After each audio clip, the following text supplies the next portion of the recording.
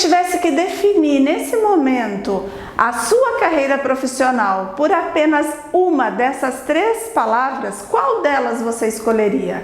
Estresse, motivação ou tédio? Bom, para fazer sentido para você, eu vou explicar essas 3 palavras, esses 3 momentos profissionais em cima desse gráfico que eu preparei aqui para você. Algumas pessoas, elas recebem alguns desafios, né? Ao longo da nossa carreira profissional, a gente recebe vários desafios, não é verdade? Você já deve ter recebido muitos desafios aí na sua vida. E o que acontece? Muitas vezes a gente recebe desafios e nós temos o nosso conjunto de competências para alcançar aquele desafio. Então, esse gráfico aqui, nós temos a linha da competência e a linha do desafio. Acontece que algumas pessoas, quando recebem o desafio, elas sentem que aquele desafio é maior, muito maior, e que elas têm a competência baixa para aquele desafio. Então, alto desafio, baixa competência. O que acaba gerando quando as pessoas sentem que o desafio é muito grande, mas a competência não acompanha esse desafio? O que acaba gerando? Um sentimento de ansiedade.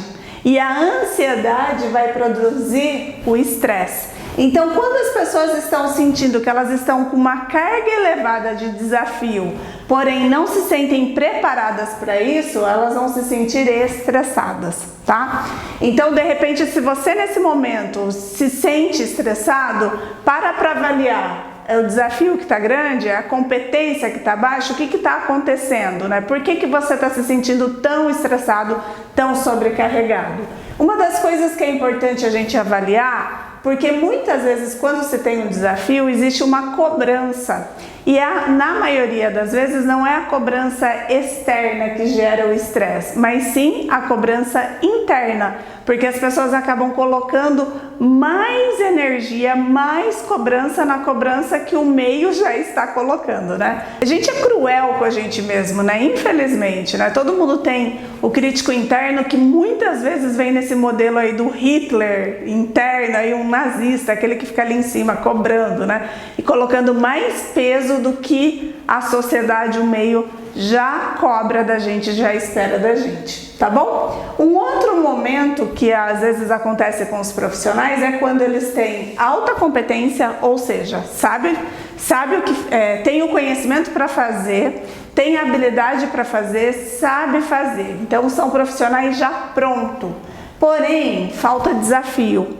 Então, quando as pessoas têm alta competência e baixo desafio, o sentimento que gera é o sentimento do tédio. E no sentimento do tédio, muitas vezes vem a desmotivação.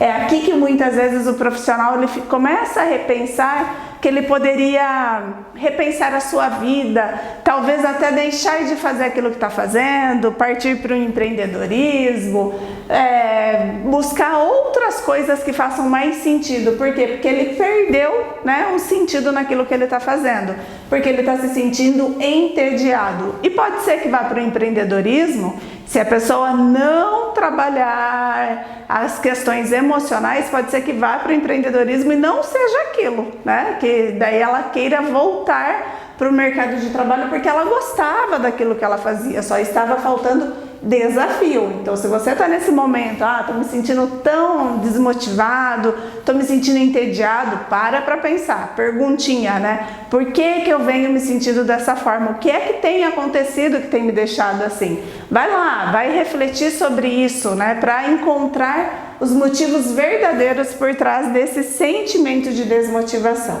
Agora, o melhor caminho é o caminho do meio. O que é o caminho do meio? É quando nós estamos desenvolvendo uma atividade que nós sentimos que temos a competência e ao mesmo tempo tem o desafio.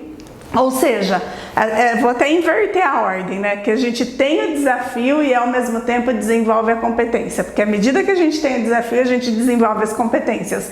Só que ambos vão crescendo junto. Mais desafio, mais competência. Mais desafio, mais competência.